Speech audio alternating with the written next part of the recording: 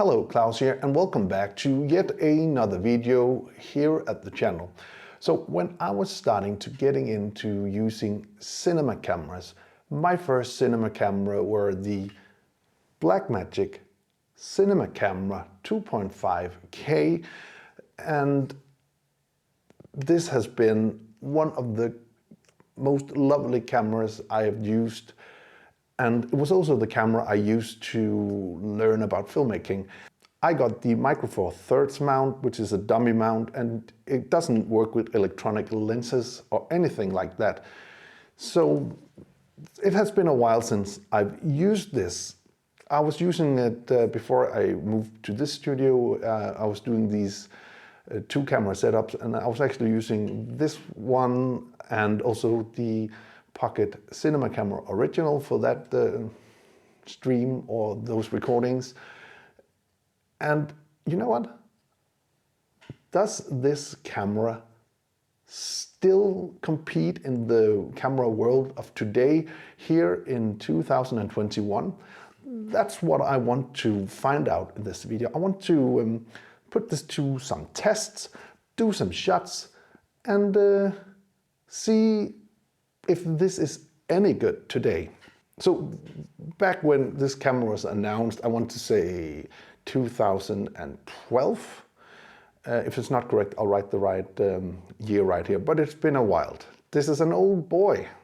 When this was announced, back then at NAB, everybody was like crazy hyped about it, and even though I couldn't afford one at the beginning, they did do a price reduction along the way, and then I actually got this.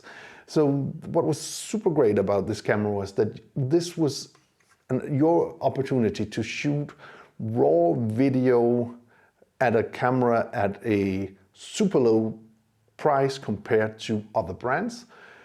You were shooting on hard drives or solid state drive like these, and you could just put those into the camera and it would shoot a cinema GNG, not RAW files, but cinema GNG files or ProRes files, which are also quite nice, I believe. At least that's what I remember. But we're going to test out the camera. So what I want to do is I want to actually see if I can work with my anamorphic lenses from Siri. I have those. Also have some vintage stuff I want to try out. The thing I'm wondering about is because the connections out of this camera is SDI, and I don't have an SDI monitor right now, so I'll have to do a conversion of some sort of way so I actually can see what I'm shooting while I'm using the anamorphic lenses.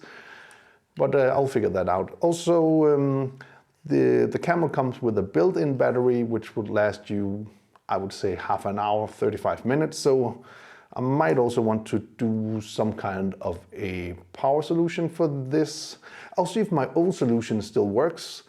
It's been a while, so we'll test that out. So the main purpose of this video is to see if this camera still produces great images, try it out with some new and old lenses, and then we'll figure out or discuss if you should get one if you can. By the way, there is also an EF mount version which has electronics. I don't have that. This is the MFT, but enough about that. Let's get out shooting. So for the first shot, we're shooting on the Siri anamorphic 24mm lens. This is a raw cinema GNG files shot handheld on the Blackmagic Cinema Camera 2.5K.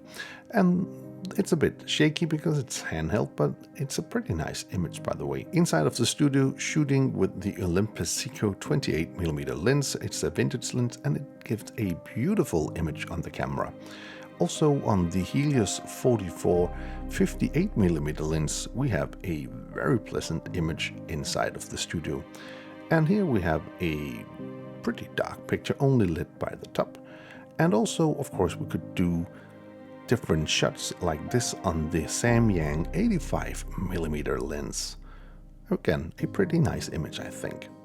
So overall, the Blackmagic Cinema Camera is animation camera, and you can still get it on eBay and also at a pretty good price. The downside of getting this camera is actually the screen, because it's very reflective. But if you have an external monitor and you do need an SDI monitor, you could get that. On the side of the camera you have your various ports, power and all of that stuff, which are quite nice. So I said it before that the screen are really not that great outside, but inside in the studio, in a studio environment, it's actually quite well, and you would be able to work with that totally fine. It is by now an old camera, but it has a special look to it, and I still think, even though this camera is from 2012, it still has a great image. It is a very capable camera of making cinematic look. So of course you are going to record into SSD on these cameras. By the way, if you want to see more about this camera, I did a video, you can see that up in the top corner. Check that out if you want more information, and if you have your chance to grab one of these cameras, please do so.